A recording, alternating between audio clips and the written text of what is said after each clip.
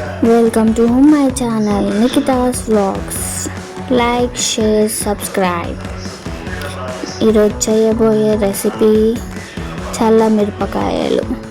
చల్లమిరపకాయలు ఎలా చేసుకుందామో చూద్దాం రండి.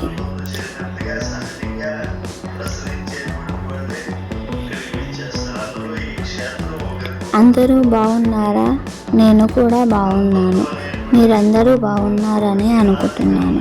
ఫస్ట్ మనం ఒక బకెట్లో మజ్జిగ పోసుకోవాలి, సాల్ట్ కూడా వేసుకోవాలి. మనం కాకరకాయలు, మిరపకాయలు మధ్యలో కట్ చేసుకోవాలి. ఇలా నేను చూపిస్తున్న విధానంగా కట్ చేసుకోవాలి. కాకరకాయలు చిన్న ముక్కలుగా చేసుకోవాలి.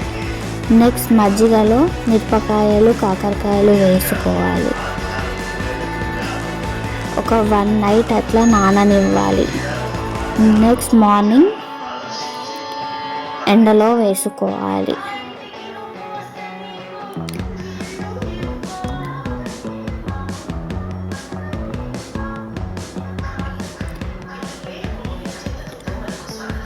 మళ్ళీ తీసి మళ్ళీ మజ్జిగలో వేసుకోవాలి. ఇలా మళ్ళీ ఒక నైట్ అంతా సోక్ చేసుకోవాలి.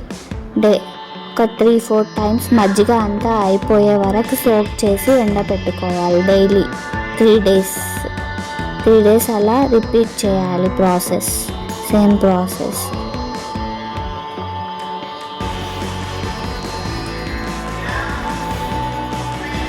ఇలా మొత్తం మజ్జిగ అయిపోయే వరకు నానబెట్టుకొని ఎండబెట్టుకోవాలి. సేమ్ ఎండాక ఒక బాక్స్లో స్టోర్ చేసుకోవాలి.